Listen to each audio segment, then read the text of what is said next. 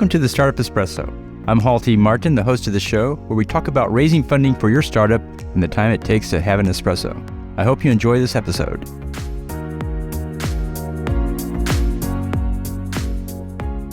Hello, this is Hall T. Martin with the Startup Funding Espresso, your daily shot of startup funding and investing.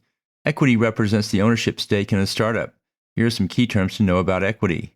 Vesting, the transfer of equity ownership from the company to the employee. Typical vesting schedule is 4 years.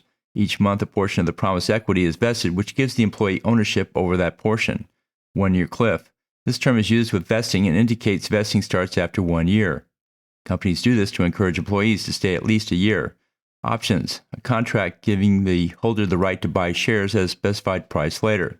Strike price. This is the price the holder will pay for the options.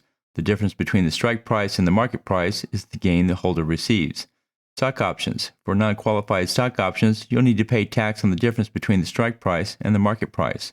For incentive stock options, you'll pay capital gains tax on the gains when you sell the shares.